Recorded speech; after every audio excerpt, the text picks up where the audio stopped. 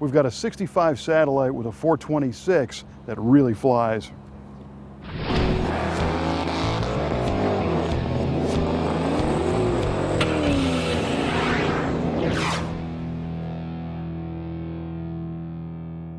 The 1965 Plymouth Satellite is actually an upgraded trim level from the Plymouth Belvedere car model.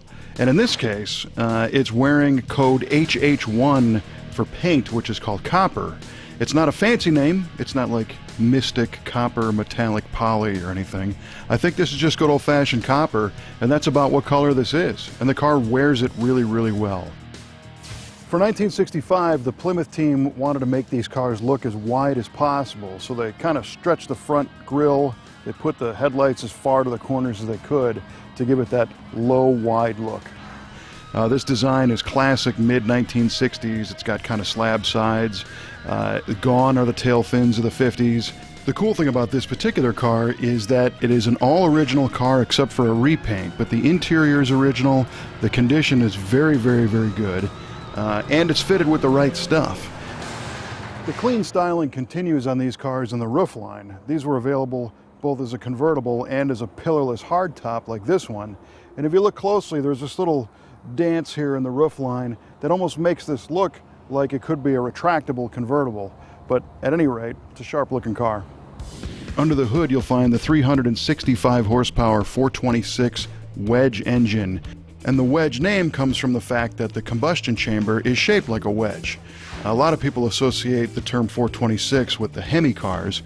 Hemi means hemispherical shaped combustion chamber, but before the Hemi was the Wedge, and this is one of the Wedge cars. They still made a lot of power, but they didn't flow anywhere near as well as the 426 Hemi car. This car was rated at 365 horsepower and 470 foot-pounds of torque when it was new. And the performance wasn't anywhere near as good as the legendary Hemi cars, but it wasn't bad.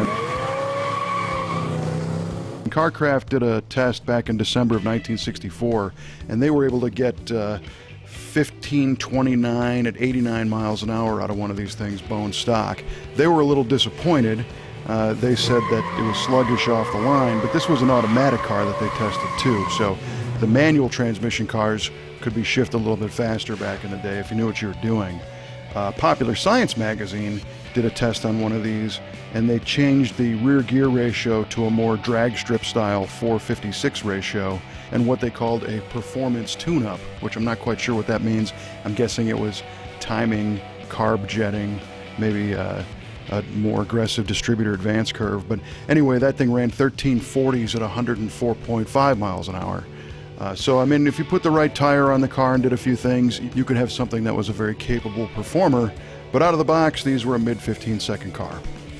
The interior on our Satellite is basic, but they didn't sacrifice any style. The dashboard's pretty simple. The temperature, fuel, and alternator gauges all have needles. Oil pressure's got a light, and I think the blank was for a clock. It's got a 120-mile-an-hour speedometer, but look, it's only showing 54,000 miles, and it feels like it. You know, it's a bucket seat car, and it's got an awesome-looking console, 6,000 RPM tack up top, the shifter handle coming through, and a space-age-looking piece of trim in the middle, befitting of the name Satellite. It's not very common to see a 1965 Satellite Wedge car, because they only made 265 of these with the automatic transmission. They made 687 four-speeds. The real rare ones are the convertibles, but I think there's one of those in the Brothers collection as well. These are kind of a forgotten muscle car in many ways because, again, the 426 Hemi gets all the spotlight. But that's why this car is in the Brothers collection, because they like not only the high-profile Hemi cars that are super, super sought after, but they like to collect things that are maybe a little bit off the mark, like this 426 Wedge car.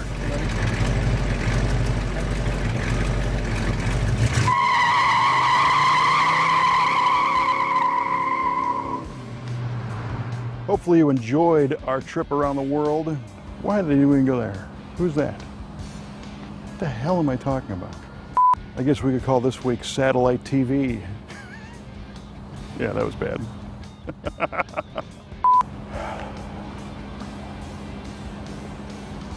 It's going to be lunchtime, I think. Starting to go lean. All right, whenever you're ready. Oh, great. I hope you liked our Copper 65 Satellite as much as we like bringing these cars to you. The Brothers collection is full of cool cars like this, and our website is full of the videos. You can see them at MuscleCarOfTheWeek.com. Please leave us a comment on the Facebook page or on the YouTube channel, because we like to respond to those. We like to hear your thoughts. And we'll bring you another car next week on Muscle Car of the Week.